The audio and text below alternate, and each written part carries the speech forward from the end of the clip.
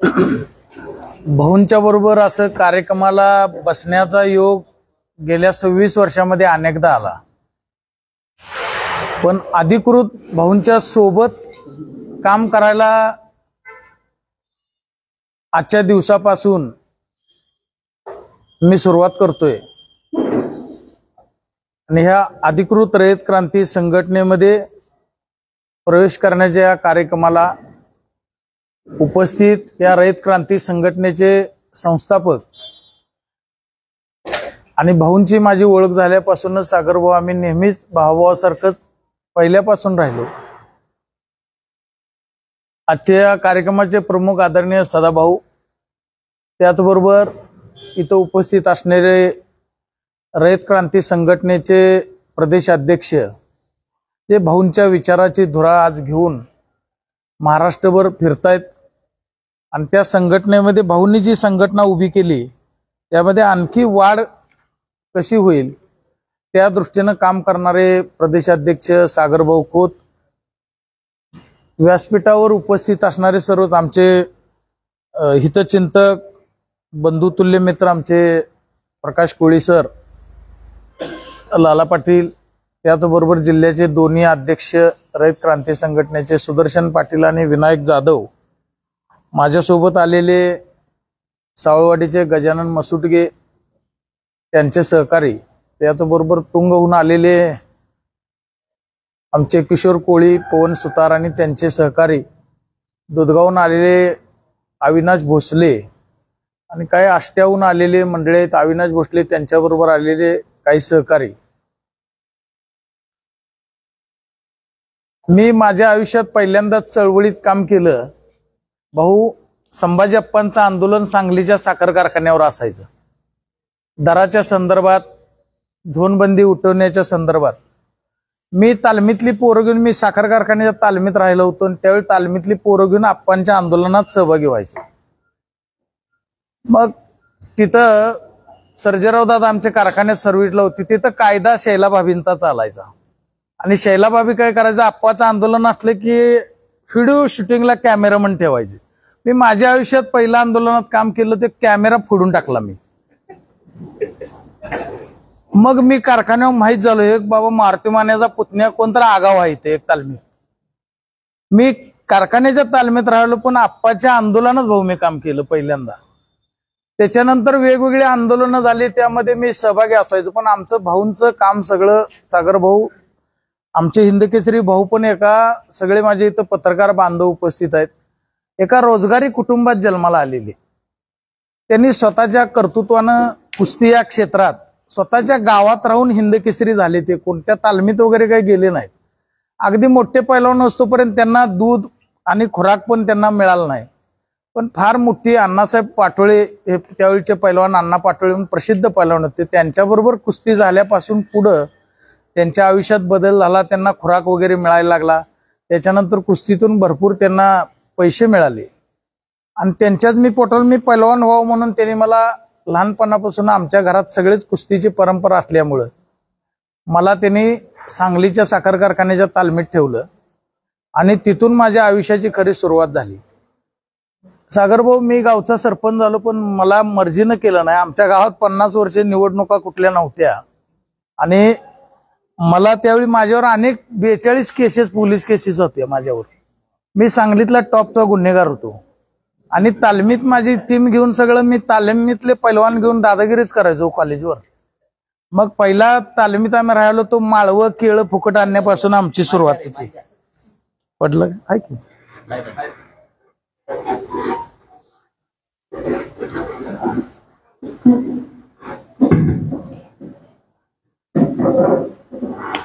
मी जास्त भाऊंच्या सहवासात पहिल्यापासून जास्त असे, सागर भाऊंच्या जरा कमी असायचं, त्यामुळे माझा इतिहास सागर भाऊंना थोडाफार माहितीच नाही अजून। मी गावचा सरपंच आमच्या चुलत्यांच्या विरोधात झालो। मी सागर भाऊ 2000 साली मी गावचा सरपंच झालो, त्यावेळी मला सरपंच करायच्या मी लायकीचा नव्हतो खरं तर, पण आमच्या चुलत्याने पण मला काही केलं नाही, पण मी दांडगाव्यानं अर्ज भरला, माझ्या विरोधात कोण भरत नव्हतं आणि भाऊंच्या कृपेनं गावातल्या सगळ्या निवडणुका बिनविरोध होत होत्या। मी ग्रामपंचायतीला म्हटलं, मग ते काय म्हणायचे, माझं शिष्टमंडळ सगळं पोरांचं जाऊन त्यांना भेटलं. ते म्हणायचे पहिला त्याला सुधारायला सांगा आणि मग त्याला आपण गावात सरपंच करू. मी म्हणणार पहिला तुम्ही केल्याशिवाय मी सुधारणार कसं. मग काहीतरी करून तडजोड झाली, मला ग्रामपंचायत सदस्य फक्त करायचं ठरलं. मी म्हटलं आत तर जाऊ पहिला. आणि त्यावेळी भाऊंची माझी मैत्री होती. मी ते चिठ्ठी पाठवून द्यायचे लिहून की कुणाला सरपंच करायचंय, कुणाला उपसरपंच करायचं. सागर मी सदस्य झालो आणि त्याच्या दुसऱ्या दिवशी मी फरारी. माझ्यावर केस झाली. मी एक फ्लॅट खाली करायची सुपारी घेतली होती आणि पोलीस स्टेशनला लागूनच ते होतं. ग्रामपंचायत सदस्य झालो आणि सरपंच मी फरारी झालो. मग माझं मी काहीतरी मॅनेज करून सरपंच निवडीच्या आदल्या दिवशी मी गावात आलो. भाऊने एक सलीम मुजावर म्हणून आहे त्याच्याकडे चिठ्ठी दिली होती. तो भाऊंचा पीए होता. त्याच्याकडे चिठ्ठी दिली की भोपाल मजलेकर यांना सरपंच करण्यात यावं, संभाजी पाटील यांना उपसरपंच करण्यात यावं.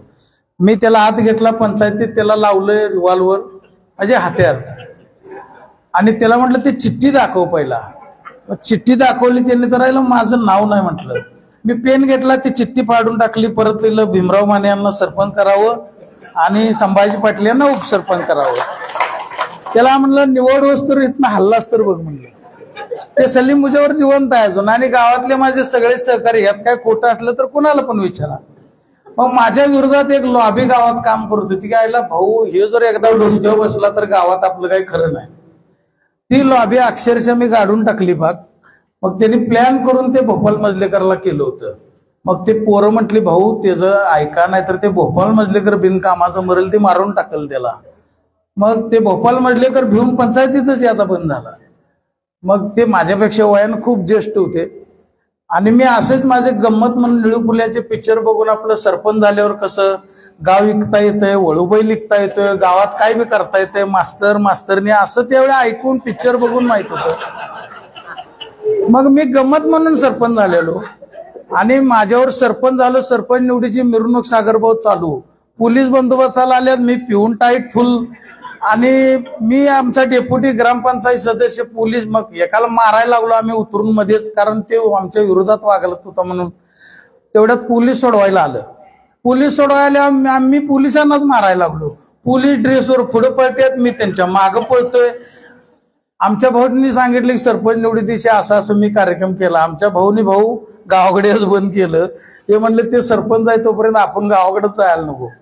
आणि परत त्याच्यानंतर राजू पुजारी एक माझा सहकारी होता, एन्काउंटर मध्ये मारला गेला. अशोक कामठेने मारला तो. राजू पुजारीने एक जयसिंगपूरला हॉटेल आहे तिथं खंडणी मागितली होती आणि त्या खंडणीच्या गुन्ह्यामध्ये राजू पुजारीला अटक केली आणि त्यात माझा काही रोल नव्हता. फक्त त्यानं मला अटक करताना फोन केला होता आणि त्या फोनवरनं संजय ताटे म्हणून तिथं पीआय होते, माझे आता चांगले दोस्त आहेत ते. त्याने मला अटक केली. माझा इकडे साखरपुडा झाला होता आणि मी जयसिंगपूरच्या पोलीस स्टेशनमध्ये आहे घातली. 365 पुरी बघितल्या होत्या. त्यात नशिबानं माझं लग्न ठरलं 66वी पुरगी बघितल्यावर. अहो लग्न बघून आलं की भाऊंच्यामुळे पुरी दावायची, पण माझं गुण ऐकलं की परत नंतर बोलतो म्हणायची, नंतर निरोप देतो. तर नशिबानं म्हटलं एकदा लग्न करून टाकू. लग्न माझं झालं. नशिबानं बायको मला वकील मिळाली. आज माझा पोरगा इथं आहे, तो पण वकिली करतोय. पोरगी MBBS ला आहे आता लास्ट इयरला.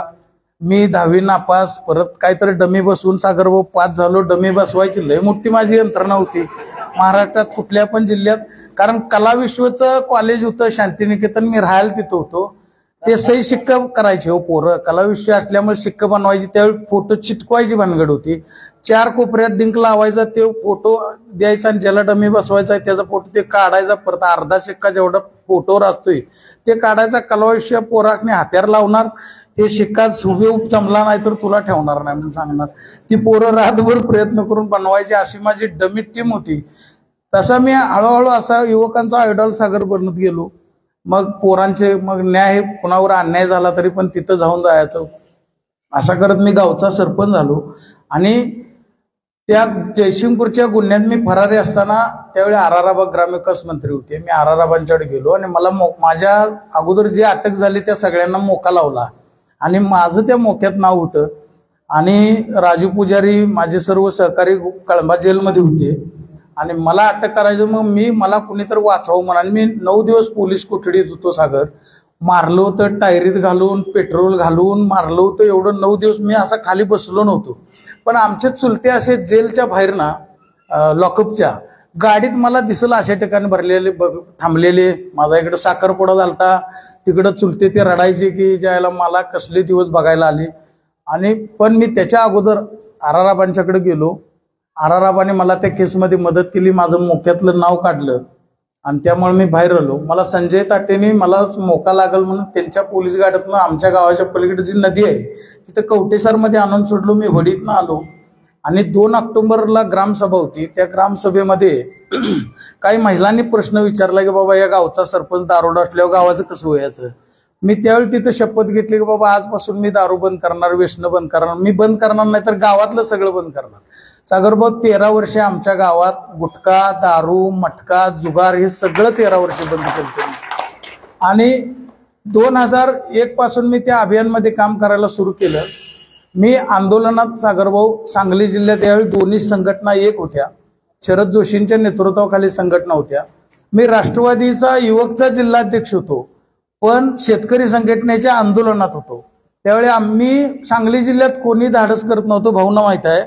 त्यावेळी मी कवटेपरांमधनं राजाराम बापू कारखान्याच्या गेट पर्यंत टायरी फोडत आलो होतो. त्यावेळी कोणाची हिंमत होत नव्हती ह्या भागात आंदोलन करायचं. आमच्या गावाचा एक विषय आहे की आमचं गाव पण अशाच प्रवृत्तीचं आहे की कुठल्याही विषयासाठी धावून जाणार आहे. आणि आमच्या चुलत्याने मला राजकारणात कधी आणण्याचा प्रयत्न केला नाही. कधी त्यांच्या विचारानं मला जे काम मी करतोय त्या कामात मला कधी तिने थांबवलं नाही. या आंदोलनाच्या माध्यमातूनच एकदा भाऊना बाऊची पाट्यावर मारहाण झाली होती. तिथं पहिल्यांदा कोणी माहीत आलं नाही. सदाभाऊ काय कोणाला ज्यावेळी जिल्ह्यात राज्यात कोणाला जास्त माहित नव्हते, जिल्ह्यात तर अजिबात नव्हते. आणि त्यावेळी पहिल्यांदा मी तिथं भाऊंच्यासाठी धावून गेलो आणि तिथं माझी भाऊंची मैत्री झाली. आम्ही 4-5 वर्षे सागरभाऊ तो राजू खोत मला वाटतं आला इथं कुठं. भाऊ आणि ते 2 जण तळ्यावर पोवायला जायचे. घरातनं चालत तळ्यापर्यंत असतो. रोज आम्ही फोनवर बोलायचो आणि परत येताना परत फोनवर बोलायचं. अशी आमची मैत्री होती आणि ती मैत्री अखंड राहिली.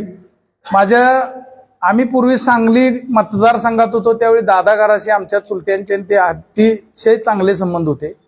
त्या काळात प्रकाश बापू असतील, मदन भाऊ असतील, विष्णू असतील यांच्याबरोबर ते काम करायचे. त्यामुळे मी मदन भाऊंच्या नेतृत्वाखाली तिकडे काम करायला लागलो. त्याच्यानंतर माझी आराराबांची खास ओळख झाली. आबाने माझ्यावर खूप प्रेम केलं. मला महाराष्ट्राच्या कानाकोपऱ्यात त्यांनी नेलं. कारण माझा हा जो इतिहास मी थोडक्यात अगदी तुम्हाला सांगितला. मी व्याख्यानाला गेलो की पाऊण तास मी होतो कोण आणि मी या अभियानमध्ये आलो कसा आणि अभियान गावातलं राबवलं कसं. कारण सागरभाऊ गावातली 1 इंच गटर अशी नाही की त्या गटरीत भीमराव माने उतरला नाही आणि घाण काढली नाही. त्यावेळी ईडी म्हणायचे हिंद केसरीचा पुतण्याने जायला गावाचा गु काढत फिरते. सार्वजनिक शौचालय मी स्वतः सदाभाऊ धुतल्यात. भाऊना माहित आहे, भाऊ त्या काळात आमच्या गावाकडे बऱ्याच वेळाला आल्यात. मी सार्वजनिक शौचालय धुतली. वा निर्मूलनासारखा कार्यक्रम, जटा निर्मूलनासारखा कार्यक्रम मी अभियान दिलं. आणि त्यावेळी निर्मलग्राम हा पुरस्कार नव्हता, पण मी गावात सरपंच असताना टंबरेल मुक्त गाव करायचं हे अभियान आणलं. कारण मला गावात जाणवलं की मोठ्या मोठ्या घरातल्या महिला मुली तांब्या घेऊन उघड्यावर शौचाला बसतात, संडासला बसतात. त्या मोठ्या लोकांना याची जरा सुद्धा लाज वाटत नाही. त्याची लोकांना मी जाणीव करून देण्याचं काम केलं आणि आमचं 16,000 लोकसंख्येचं गाव हागणदारी मुक्त झालं. आणि आबांना ते एवढं आवडलं की जे गाव न होणार, अण्णा हजारे आणि पोपटराव म्हणायचे की छोट्या गावात अभियान राबवू शकते पण मोठ्या गावात राबवू शकत नाही. मग मी त्यावेळी एक पण केलं की अण्णा हजारे आणि पोपटराव पवार एक दिवस माझं गाव बघायला येतील, त्यांचं गाव बघून दुसरी लोक काम करण्याचा प्रयत्न करायचा. पण मला स्वाभिमान वाटतोय की अण्णा हजारे आणि पोपटराव पवार माझ्या गावात गाव बघायला आले आणि त्याच्यानंतर मी हुरे बाजार आणि राळेगण सिद्धी बघायला गेलो. त्याच्या अगोदर मी बघायला गेलो नाही. मग माझं गाव बघायला आल्यानंतर 2004ला माझी आणि पोपटरावची ओळख झाली. मी जे अभियान महाराष्ट्रामध्ये चालू होतं, केंद्र सरकारला त्यांच्या वतीनं काहीतरी काम करायचं होतं. त्यावेळी वाजपेयी पंतप्रधान होते आणि व्यंकय्या नायडू ग्रामविकास मंत्री होते. त्याने एक मेळावा सरपंच परिषद घेतली होती दिल्लीला, अखिल भारतीय.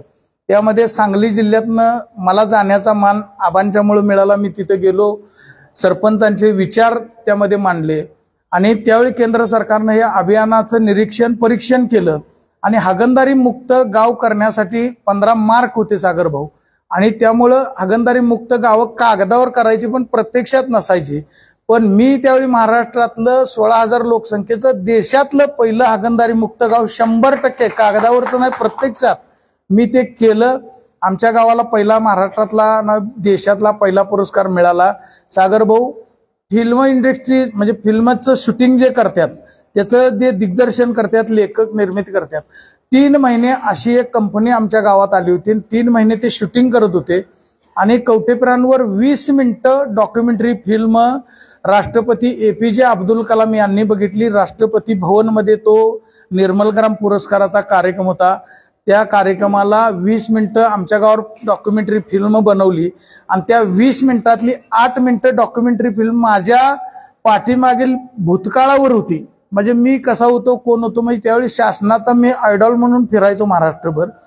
आणि त्यावेळी मी सरपंचांचं एक संघटन बांधलं होतं की वेगवेगळ्या गावातले ज्यांचं विशेष अशी काही कामं आहेत. कुठल्या गावात जलनिस्सारणाचं काम होतं, काही गावात जलसंधारणाचं काम होतं, काही ठिकाणी पाणी अडवा, पाणी जिरवा, पावसाचं पाणी अडवायचं, ते जमिनीत मुरवायचं आणि पाण्याची पातळी वाढवायची, अशी वेगवेगळी कामं ज्या गावात होती अशी आम्ही सरपंचांची एक टीम बांधली होती आणि महाराष्ट्रभर त्यावेळी फिरायचो. आणि ती निर्मलग्राम गावं करण्यासाठी, स्वच्छता अभियान राबवण्यासाठी शासनाच्या वतीनं मी जायचो. कारण सागर भाऊ, शाळेत सगळ्या विषयात नापास होणारा विद्यार्थी ज्यावेळी 99% मार्क पाडतो त्यावेळी तो गुण, 98% नेहमी मार्क पाडणारा विद्यार्थी 100% मार्क पाडला तरी त्याचं कौतुक नाही. पण सगळ्या विषयात नापास होणारा विद्यार्थी ज्यावेळी 99% मार्क पडतो त्याचं जे कौतुक केलं जातंय तसंच कौतुक माझं. मला कुठल्याही विकासाचा गंध नव्हता. माझी भाऊंची ओळख झाली, त्यातून मी आमचा परत मतदारसंघ बदलला. मग त्यावेळी आमच्या चुलत्यांनी निर्णय घेतला की राष्ट्रवादीत जाऊ आणि आपण जयंत पाटलांच्या बरोबर काम करू. मी त्यांना ते सांगत होतो की त्यावेळी जयंत पाटील म्हणजे एक विषपुरुष आहे, त्याच्या नादाला लागाय नको, लांबून आपण काय असेल ते आपण त्याच्याबरोबर त्याला मदत करायची जर झाली तर तुम्ही काँग्रेसमध्ये काम करताय, काँग्रेस आणि राष्ट्रवादीची आघाडी आहे आणि आघाडी म्हणून आपण त्यांना मदत करू, पण त्यांच्यामध्ये जायला नको. पण चुलत्यांनी निर्णय घेतला. त्याच्यानंतर आम्ही त्यांच्याकडे गेलो आणि माझं जे ग्राम स्वच्छता अभियानामधली जी चळवळ होती, मला महाराष्ट्राच्या सगळ्या व्यासपीठावर सगळ्या त्याच्यावर मी प्राधान्यानं असायचो. कारण त्यावेळी पोपटराव पण एवढं भाषण करत नव्हते. पेरे पाटील सुद्धा त्यावेळी महाराष्ट्रात कुठेही फिरत नव्हते. माझी भाषणं लांबून पेरे पाटील ऐकत होते. माझे चांगले जवळचे मित्र आहेत ते पण माझ्या काळात त्यावेळी सरपंच होते. मी 2000 ते 2005 या कालावधीत सरपंच म्हणून काम केलं. त्याच्यानंतर आमच्या गावात बिनविरोध निवडणूक ज्यावेळी पार पडली त्यावेळी मी 100% महिलांची बॉडी, सागरभाऊ 2010ला निवडणूक झाली, 100% महिलांची बॉडी केली आणि त्याच्यानंतर काम करत राहिलो. त्यामुळं आयडियल कामं मी गावात बरीचशी केली. त्यामध्ये माझ्या गावातली विकास कामाला प्राधान्यानं सदाभाऊनी पहिल्यापासून मला मदत केली आणि माझ्या गावातलं घाटाचं 5 कोटीचं काम असू दे, आता नवीन रस्ता 2.5 कोटीचा एक मंजूर झालाय तो देवाकडे जाणारा असू दे, अनेक रस्त्यांसाठी गटारीसाठी निधी भाऊनी दिला. अधिकृत आम्ही आमदार म्हणून जयंत पाटलांना ज्यावेळी मदत केली त्यांनी पण आमदार फंडातून. पण मी माझ्या विकास कामासाठी कोणताही पक्ष व्यक्ती अजिबात मनात ठेवली नाही. माझ्या गावचं काम ज्याच्याकडे असेल त्याच्याकडे गेलो. त्या काळात पण जिथं गेलो, जिथं राहिलो तिथं प्रामाणिकपणे काम केलं आणि सोडताना परत मी प्रामाणिकपणेच तिथून बाहेर पडलो. 2-3 पक्ष मी बदलले पण ते माझ्यासाठी बदलले नाहीत सागर भाऊ. माझ्या विकास कामासाठी, माझ्या गावच्या विकासासाठी मी ते पक्ष बदलले आणि त्यावेळी डोक्यात एकच असायचं की माझ्या गावाचा विकास झाला पाहिजे. आणि मतदारसंघ बदलल्यानंतर आम्ही काँग्रेसमधून राष्ट्रवादीत आलो आणि राष्ट्रवादीत तिथं माझी काही रास त्यांच्याशी जास्त दिवस जुळली नाही. त्याच्यानंतर परत मी शिवसेनेत आलो. शिवसेनेत जाण्यापाठीमागे एकच उद्देश होता की त्यावेळी 2010ला कैलासवासी हिंदकेसरी मारुती माने भाऊ यांचं निधन झालं. त्या काळामध्ये मला कैलासवासी पतंगरावजी कदम साहेब यांचं खूप प्रेम मला मिळालं. कैलासवासी आराराबा पाटील यांचं प्रेम मला मिळालं. त्याचबरोबर कैलासवासी मदन पाटील असतील, प्रकाश बापू असतील यांचंही प्रेम मिळालं. आता प्रतीक पाटील आहेत, विशाल पाटील आहेत, ते पण माझे चांगले मित्र आहेत. माझ्यावर त्यांचा विश्वास आहे. आजही माझे त्यांचे सलोख्याचे संबंध आहेत. राजकीय पक्षात शिवसेनेत जाण्यापाठीमागचा एकच उद्देश होता की आमचं हिंदकेसरी मारुती माने यांचं स्मारक पूर्ण व्हावं.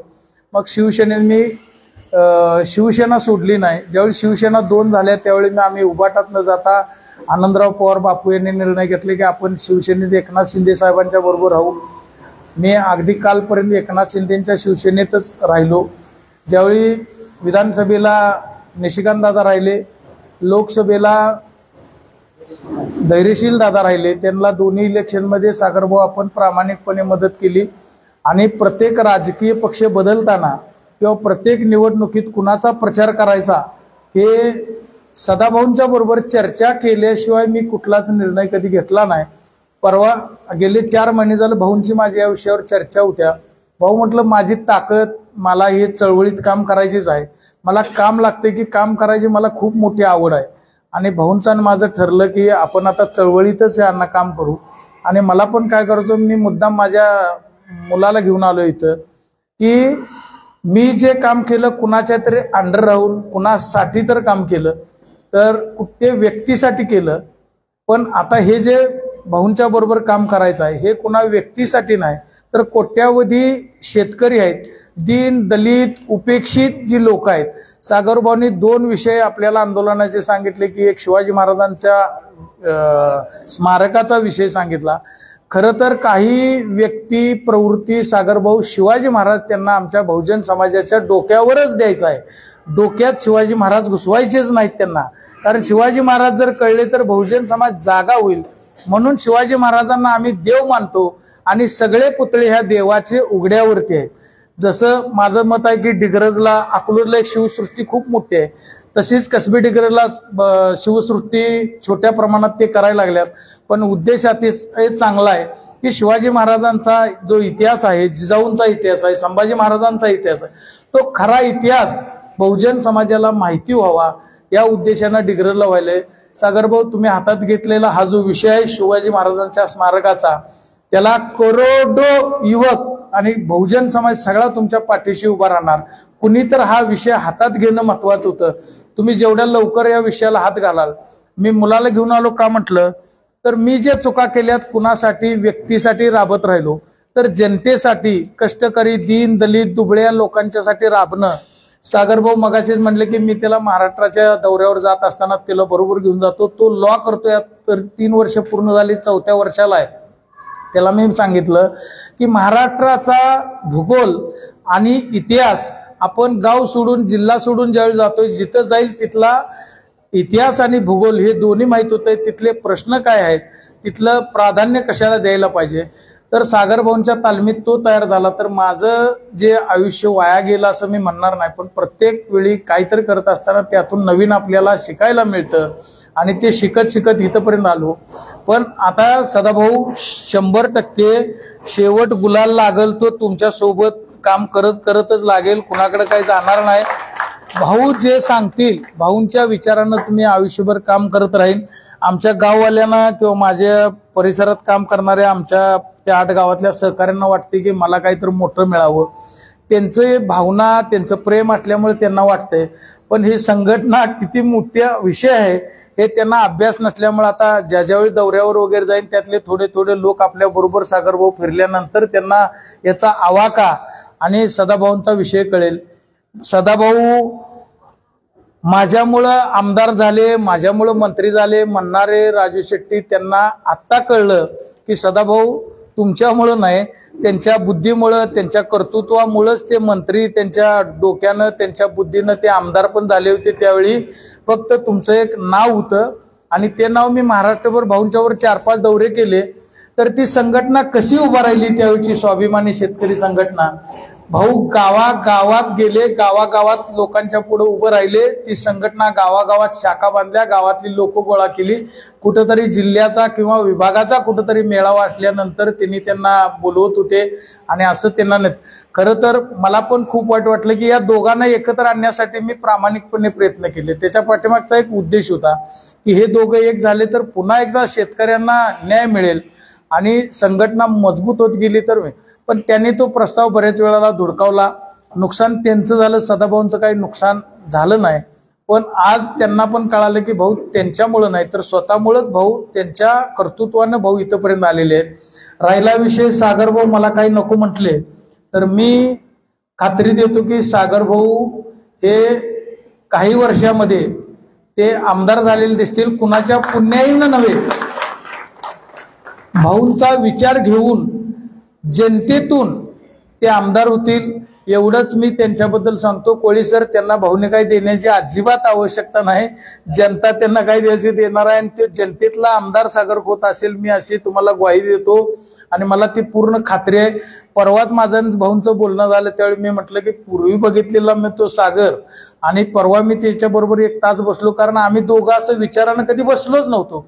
त्यावेळी सागर भाऊचे विचार ज्यावेळी मी ऐकले त्यावेळी मला खात्री पटली की हे पोरगा आता काही थांबत नाही. भाऊंना म्हटलं तुम्ही सागरची चिंता सोडून द्या. कधी भाऊंच्यावर काही लोकांनी संकट आणलं, भाऊंचं कुटुंब उद्ध्वस्त करण्याचा प्रयत्न केला, त्यावेळी मित्र म्हणून आम्ही सोबत राहिलो. पण अधिकृत संघटनेत नसल्यामुळे भाऊंच्यावर होणारे वार आम्ही डायरेक्ट घेतले नाहीत, पण थोपवण्याचा आम्ही नक्की प्रयत्न केला. भाऊंनी पहिल्यापासूनच प्रेम केलंय आणि आता पण करत राहतील. भाऊ कोणी नव्हते, कोणी तर असल्यावर दोस्त भरपूर जण असतात हो, पण कोणीच नसते. त्यावेळीची आमच्या दोघांची ही असलेली मैत्री हे आयुष्यभर राहील. आणि आता तर भाऊंच्या नेतृत्वाखाली मी अधिकृत या संघटनेचं काम करतोय. मला वाटतंय रविवारी भाऊंचं म्हणणं असं आहे की रविवारी कवठेपिरांमध्ये एक शेतकरी मेळावा घ्यावा आणि त्या शेतकरी मेळाव्यात ह्याची अधिकृत घोषणा होऊन, आता पावसाळ्याचे दिवस आहेत, जर पाऊस नसेल तर कवठेपिरांमध्ये चौकात कार्यक्रम ओपनवर घेता येईल. पण पाऊस नसला असेल तर आशीर्वाद मंगल कार्यालयामध्ये त्याचा कार्यक्रम पुढच्या रविवारी घेण्यात येईल. वेळ नंतर सागर भाऊ, आम्ही सदाभाऊ बसून आपल्याला वेळ कळवली जाईल आणि रविवारी मोठ्या ताकदीनं आपण तिथं तो मेळावा घेऊ आणि अनेक जे संघटनेच्या बाबतीतचे विषय आहेत ते सगळे विषय आपण मांडू, ते विषय घेऊ.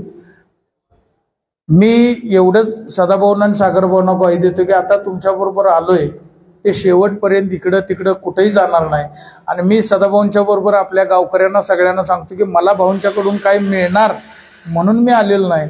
आता माझा रोल काय, परवाच माझे भाऊंची चर्चा झाली की भाऊंनी सांगितलं की आता गावाचा विचार न करता गावातली कामं सगळे आता बऱ्यापैकी संपत आलेले आहेत. सागर भाऊ, माझी भूक ती कोळीसर संपत आल्या.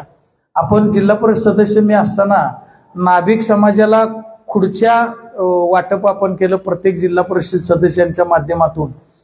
खूप जिल्हा परिषदमध्ये 5 वर्ष सदस्य असताना मला तिथले सगळे पत्रकार बांधव वेगवेगळे विषय काढून द्यायचे आणि ते मी मांडायचो. त्यांच्यामुळे माझा बराचसा अभ्यास पण व्हायचा. आणि जिल्हा परिषदला पूर्वी सरपंच म्हणून मी 5 वर्ष काम केलं असल्यामुळं सरपंचांची म्हणजेच गावची कामं काय असतात, मी जिल्हा परिषद सदस्य म्हणजे एका जिल्हा परिषद मतदारसंघाचे विषय मांडत नव्हतो.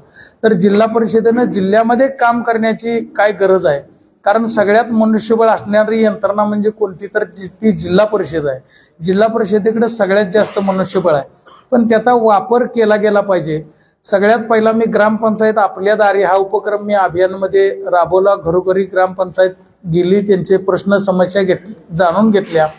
त्यामुळे अनेक प्रकारचा माझा त्या संदर्भातला अभ्यास झाला आणि तो अभ्यास झाल्यामुळं त्या पद्धतीने मी वाटचाल करतोय. यामध्ये या संघटनेमध्ये सागर भाऊ ग्रामपंचायतींच्या पण समस्या आहेत, ती सरपंच पण आपल्याला यासोबत घेता येतील. त्यामध्ये घटक 3 आहेत. एक ग्रामपंचायतीत काम करणारे सरपंच, उपसरपंच आणि सर्व ग्रामपंचायतीचे सदस्य, त्याचबरोबर काम करणारा तिथला महत्वाचा घटक म्हणजे ग्रामसेवक. ती ग्रामसेवक संघटना पण मोठ्या प्रमाणात काही त्यांचे प्रश्न समस्या आहेत. आणि त्याचबरोबर फार मोठी संघटना आहे ती म्हणजे विस्थापित असलेली ग्रामपंचायत कर्मचाऱ्यांची संघटना, त्यांचे पण काही वेगवेगळे प्रश्न आहेत, ते पण आपण आपल्या संघटनेच्या माध्यमातून घेऊ. म्हणजे गावच्या विकासासाठी सुद्धा त्या गोष्टीची सागरभाऊ आपली प्रत्यक्ष नाही पण अप्रत्यक्ष खूप मोठी मदत त्यामध्ये होईल. सरपंचांना न्याय मिळेल, ग्रामपंचायत सदस्यांना न्याय मिळेल. त्याच्यासाठी 2 संघटना सरपंचांच्या आहेत, त्या पण काम करतायत. ग्रामसेवकांच्या वेगवेगळ्या 2-3 संघटना आहेत, त्या पण काम करतात. त्यांना आपण सोबत घेऊन त्यांचे प्रश्न सोडवण्यासाठी काम करू. कारण मी सरपंच म्हणून प्रत्येक महाराष्ट्रामध्ये आज माझ्याबरोबर काम करणारे त्यावेळेचे 16 सरपंच सागरभाऊ आज आमदार झालेले आहेत. आणि आता प्रदेशात काँग्रेसचे जे बुलढाण्याचे हर्षवर्धन सपकाळ आहेत ते पण अभियानमध्ये काम करणारा माझा एक जोडीदार आहे. त्यावेळी जिल्हा परिषदचे ते अध्यक्ष होते बुलढाण्याचे, त्यावेळेचे माझे मित्र आहेत. असे बरेच जण आम्ही एकत्रित महाराष्ट्रात ह्या ग्राम स्वच्छता अभियानामध्ये हागणदारी मुक्त महाराष्ट्र व्हावा याच्यासाठी फिरलो. त्या चळवळीचा नक्कीच उपयोग होईल. कुस्ती क्षेत्रामध्ये हिंदकेसरी पैलवान मारुती माने यांचं काम खूप मोठं आहे. त्यामुळं गाव तिथं तालीम आहेच, आपण तिथं गाव तिथं व्यायामशाळा किंवा तालीम हा एक उपक्रम घेऊन गावागावातली मुलं सुदृढ झाली पाहिजेत, हा एक उद्देश घेऊन आपण लोकांच्या समोर महाराष्ट्रभर जाऊ. अशा अनेक विविध प्रश्न फिरत असताना भाऊंच्या सल्ल्याने, भाऊंच्या मार्गदर्शनाखाली आम्ही 100% काम करू. मला भाऊनी बरोबर घेण्याचं ठरवलं, त्यांनी जो मला बोलवून इथं हा संघटनेला अधिकृत प्रवेश दिला त्याबद्दल मी सदाभाऊंचा आणि सागर खोत यांचं मनापासून आभार मानतो. माझे सर्व सहकारी माझ्यासोबत इथं आलेत आणि आजच्या या कार्यक्रमाला सर्व पत्रकार बंधू पण आले, त्याबद्दल त्यांचं पण मी आणि आपल्या सर्वांचं मनापासून आभार मानतो आणि माझं मनोगत थांबवतो. जय हिंद, जय महाराष्ट्र.